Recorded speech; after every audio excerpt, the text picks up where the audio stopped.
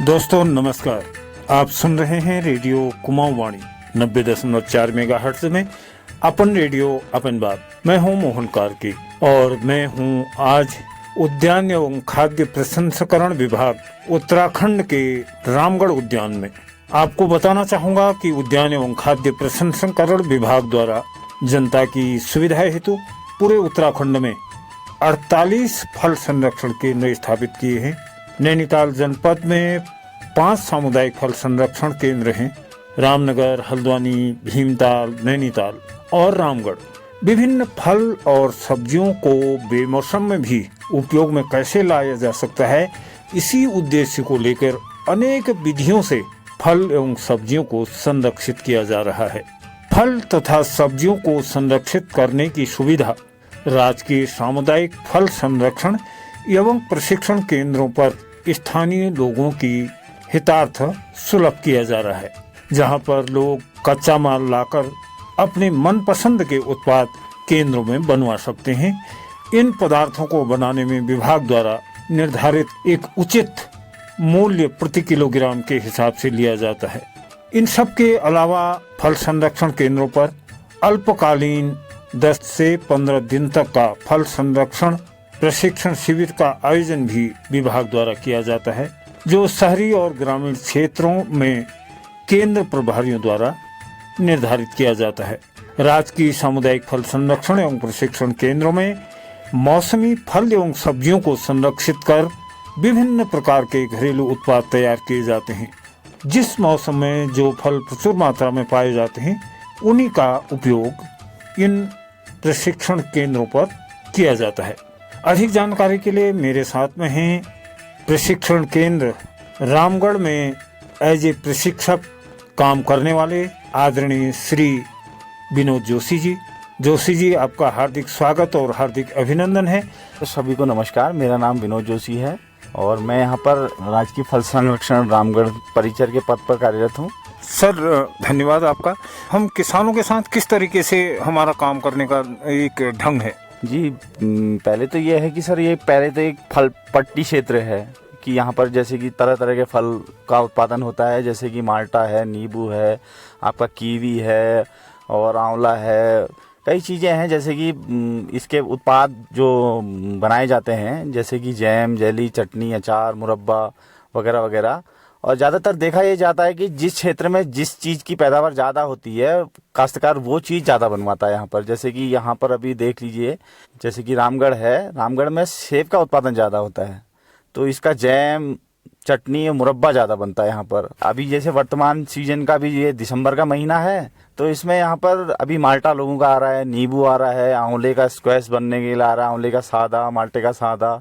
तो इस टाइप के बिल्कुल आपने ये कहा कि जो भी सीजन के फल होते हैं उन फल को प्रोसेस हम करते हैं, लेकिन यहाँ पर बहुत सारे प्राइवेट संस्थाएं भी हैं जो कि जैम, जेली, जूस को लेके बहुत सारा काम कर रहे हैं। तो फिर उन यूनिटों में और इस यूनिट में क्या अलग है कि लोग जहाँ पर कुछ विशेष चीजें होती हैं वहीं दौड़ते हैं, तो फिर इसमें और उसमें क्या फर्क है? जी, इसमें हमारे उसमें यह है कि काश्तकार के पास जो अपना है प्रोडक्ट, जैसे कि उसके पास अपना फल है, वो हमारे यूनिट में लाएं और हम एक न्यूनतम सरकारी मूल्य पर हम उसको तैयार करके उसका माल दे दें। और दूसरा क्या है कि जो प्राइवेट यूनिट है वो भी गवर्नमेंट के द्वारा ट्रेनिंग देके आत्मनिर्भर बनाने का वो चल रहा है हमारे स्टेट गवर्नमेंट का, तो उसके लिए हमारे वहाँ ट्रेनिंग चलती है। एक तो ये होता है ना कि 2 तरीके से होता है। एक तो हमारे जो यहाँ यूनिट है, इसमें रियायती दर पर हम काश्तकार को उसका फल जो भी है, उसका फल जो यहाँ आता है, उसमें जो बर्तन चीनी वगैरह लेके आते हैं, उसका हम रियायत दर पर उसका बना के दे देते हैं। और दूसरा जो प्राइवेट सेक्टर है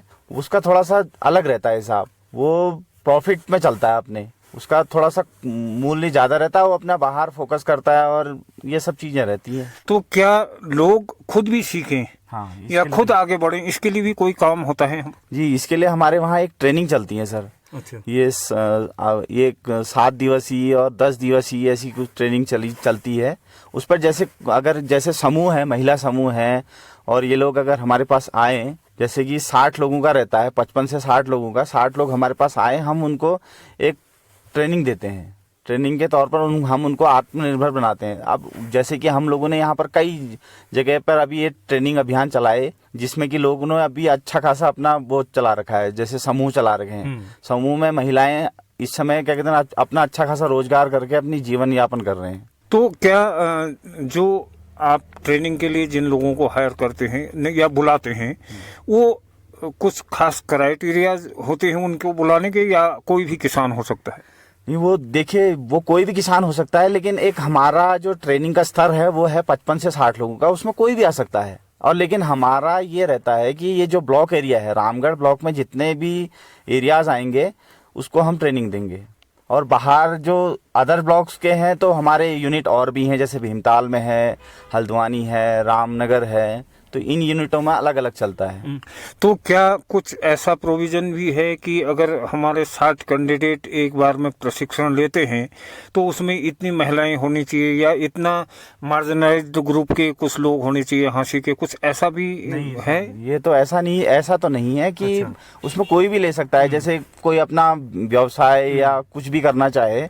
अब ये तो सर उनकी उसमें रहता है कि अब वो कितना क्या करेंगे।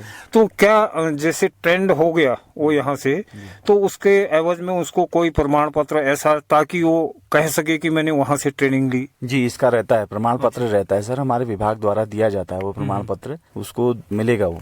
तो क्या जो फ्रूट्स होते हैं, तो क्या हम किसानों को ये भी बताते हैं कि सीजनली एक कैलेंडर बनाया जाए कि हमारे पास कौन से सीजन में कौन सा फल होता है और हम कितनी क्वांटिटी उसकी होती है, कुछ ऐसा भी कुछ चार्ट वगैरह, ताकि वो उनकी समझ विकसित हो? कुछ ऐसा भी होता है? नहीं सर, ऐसा तो नहीं है। जैसे जिस सीजन में जैसा जो माल होता है वो तैयार कर लिया जाता है।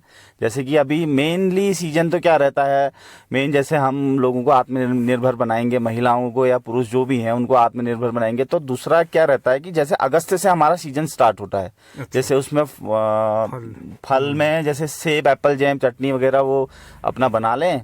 और जैसे अब ये दिसंबर का महीना है तो इसमें जैसे सीट्रस वगैरह हैं, सीट्रस में जैसे नींबू, माल्टा, ये आंवला वगैरह ये सब इकट्ठा करके, क्योंकि मेनली सीजन क्या रहता है वो मार्च से रहता है, तो वो अच्छा खासा एक अपना रोजगार कर सकते हैं लोग। तो क्या ट्रेनिंग लेने के बाद कुछ सपोर्ट होता है डिपार्टमेंट की तरफ से उन प्रतिभागियों को, ताकि वो अपने काम को अच्छे से कर सकें? जी, अभी इस समय तो स्टेट में बहुत अच्छी अच्छी स्कीमें आई हैं, जैसे कि PMFMY से आई हैं, कई स्कीमें आई हैं, लोग अपनी यूनिट बना लें। और कई से एक महिला समूह को वो ब्लॉक स्तर से वो किया जा रहा है। तो बहुत सी स्कीमें हैं इसमें, तो ये होता है गवर्नमेंट की ओर से, काफ़ी स्कीमें हैं। आप हमारे पास आएँ, वो चल रही हैं। अभी कई लोगों को यहाँ से लोन प्रोवाइड कराए गए हैं हमारे वहाँ से। तो क्या कोई ऐसे किसान या महिला किसान या पुरुष किसान या कोई युवा किसान ऐसे आपके नज़रों में हैं जो कि ट्रेंड हुए और जो अपना व्यवसाय कर रहे हैं? जी, कई लोग हैं यहाँ पर। तल्ला रामगढ़ में भी हमारे द्वारा एक समूह को ट्रेनिंग दी गई है, तो उसका अच्छा खासा चल रहा है अभी इस समय। वो काफ़ी अच्छा काम कर रहे हैं। और कई क्षेत्र हैं, जैसे अभी हम लोगों का स्कूलों में ट्रेनिंग दी गई, जैसे जो अपना पास आउट हो गए हैं, जैसे ये जूनियर हाई स्कूल हैं, इंटरमीडिएट हैं सतबुंगा में, तो इन लोगों को भी हमारे द्वारा ट्रेनिंग दी गई है। तो इंडोर ही नहीं, आउटडोर भी हम जाके लोगों के बीच में जाके भी कुछ इस तरीके के कैंप वगैरह लगाते हैं, ताकि लोगों को अवेयरनेस हो, जानकारी हो कि गवर्नमेंट क्या कर रही है, क्या नहीं कर रही? जी, जरूर लगाते हैं। पर ये रहता है कि क्या कहते हैं, जैसे ब्लॉक स्तर पर महिला समूह हमें बताएं कि क्या कहते हैं ना, हमारे पास इतनी महिलाएं हैं, हमें यहाँ महिलाओं को स्वरोजगार के माध्यम से जोड़ना है, और हमें बताएंगे कि क्या हमें उनको ट्रेनिंग की आवश्यकता है, तो हम जरूर जाते हैं उनके पास।